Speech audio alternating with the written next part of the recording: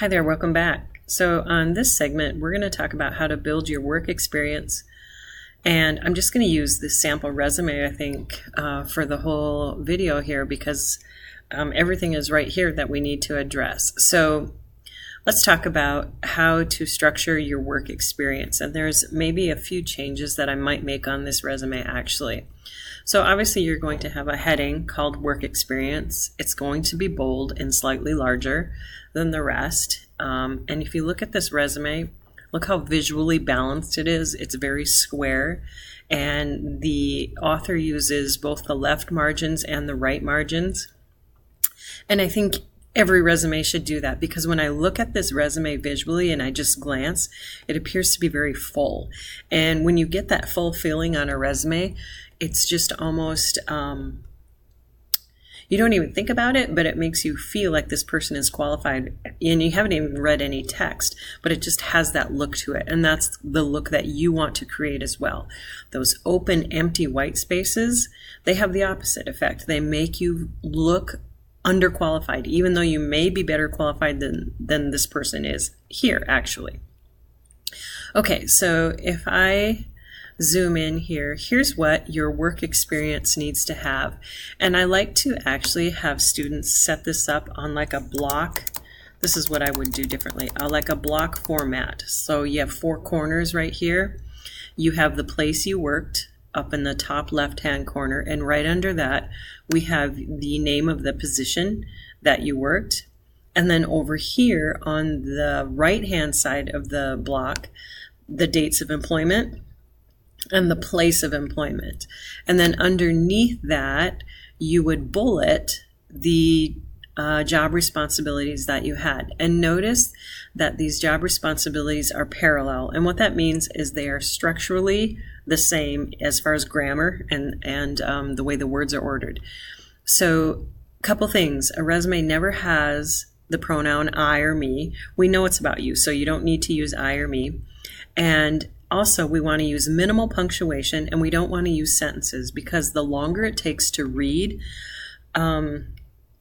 the easier it is to lose the attention span of the person reading it. So you want your resume to be quickly read, like 8 seconds or less. So that's why we just do phrases on a resume. So you want to start with like a past tense verb, not like, but you do want to start with a past tense verb. And you want these verbs to be scaled up a bit. How can I say that? You want your vocabulary to be elevated. So you sound well qualified, you sound educated, you sound professional. So you really want to stay away from little words like was or is or got. You know, those words don't really shine and sparkle, and that's what we want. We want elevated language here. So minimum of 3 job responsibilities under each job.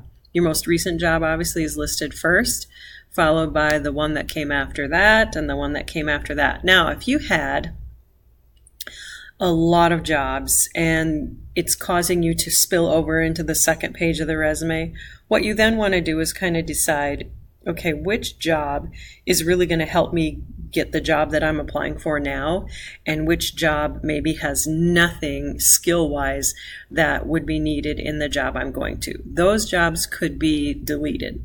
You know, like if you had lawn mowing jobs in high school, you worked at the swimming pool in high school, if that's all you had, keep it on your resume for now. But if you're running out of space and you have 10 jobs and they're not all real relevant, then yes, you probably want to cut out those high school jobs.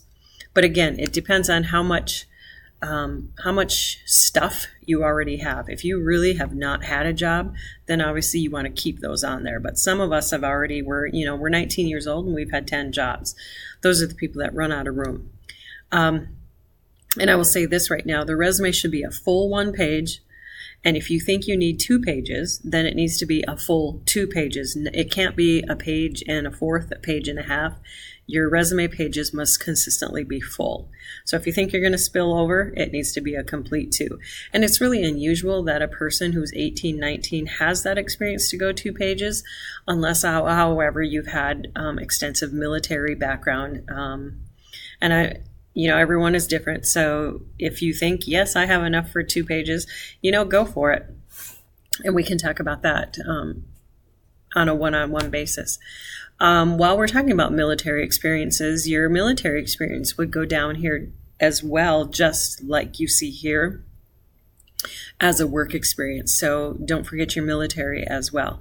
And if you won awards at work, please, by all means, you want to list those awards, because that shows a potential employer that you're willing to go the extra mile. Okay, so that concludes the work experience section.